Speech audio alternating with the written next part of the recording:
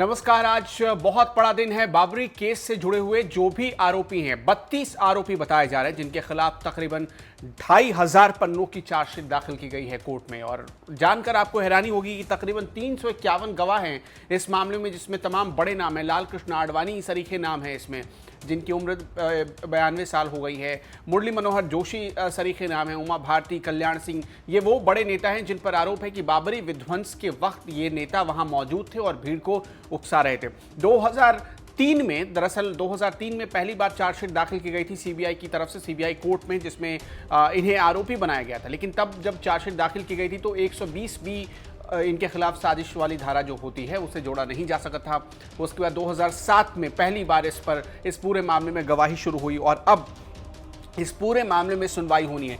हालांकि जो विवादित स्थल था उसके बारे में कोर्ट पहले ही फैसला सुना चुका है। पिछले साल हमने देखा कि पिछले साल ही फैसला आ चुका था इस मामले में, और कोर्ट ने ये फैसला दिया था, सुप्रीम कोर्ट ने, कि वहां पर राम मंदिर बनना चाहिए। लेकिन अब चूंकि साजिश का आरोप है कि साजिश के तहत बाबरी मस्जिद गिराई गई थी, ये आरोप है, तो अब इस मामले में सुनवाई होगी। एक बार फिर आपको बता दें कि 1993 में इलाहाबाद हाई कोर्ट के आदेश के बाद लखनऊ में एक विशेष अदालत बनाई गई थी इस पूरे मामले की सुनवाई के लिए, और उसमें एक मुकदमा दायर किया गया था 197/92। इसी मामले की सुनवाई होनी थी। लेकिन तभी क्या हुआ कि उस वक्त 120B यानी जो साजिश की धारा होती है वो नहीं जोड़ा जा सका था।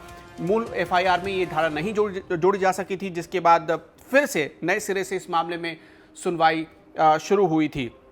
2003 में जब सीबीआई ने चार्जशीट दाखिल की थी, तब भी कहा यह गया था कि आपराधिक धारा, जो साजिश की धारा जो है 120B, उसे नहीं जोड़ा गया है। और उसके बाद धीरे धीरे 2017 में सुप्रीम कोर्ट ने एक साथ पूरे मामले की सुनवाई के आदेश दिए थे। आपको भी पता है कि एक साथ और लगातार सुनवाई हो रही थी राम जन्मभूमि मामले में और विवादित स्थल के मामले में। इसके बाद सबसे खास बात आपको बताएं कि बाबरी विध्वंस के मामले में लिब्राहन आयोग का गठन किया गया था, जिसे 38 बार, एक दो बार नहीं, 38 बार विस्तार मिला।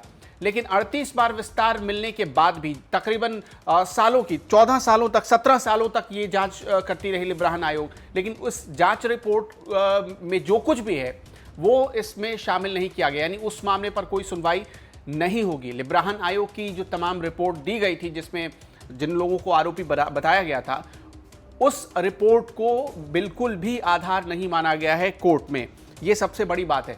हालांकि खबर यह है कि कई जो बड़े नेता हैं वो पेश नहीं हो सकते हैं, जैसे कि महंत नृत्य गोपाल दास भी इसमें एक आरोपी हैं। तो वो, उनकी सेहत चूंकि खराब है, उन्हें कोरोना पॉजिटिव हो गए थे, तो इस वजह से वो पेश नहीं होंगे। खबर आ रही है उमा भारती के बारे में कि वो भी कोरोना पॉजिटिव है, तो वो भी पेश नहीं हो सकती। कल्याण सिंह भी कोरोना पॉजिटिव है, तो वो भी पेश नहीं होंगे। कई बड़े नेता जो कोरोना पॉजिटिव है वो पेश नहीं होंगे। लेकिन फैसला किसके पक्ष में जाता है? क्या आडवाणी और जोशी को जेल हो जाएगी? क्या कल्याण सिंह, उमा भारती को जेल हो जाएगी? लोगों की नजर इस बात पर टिकी है।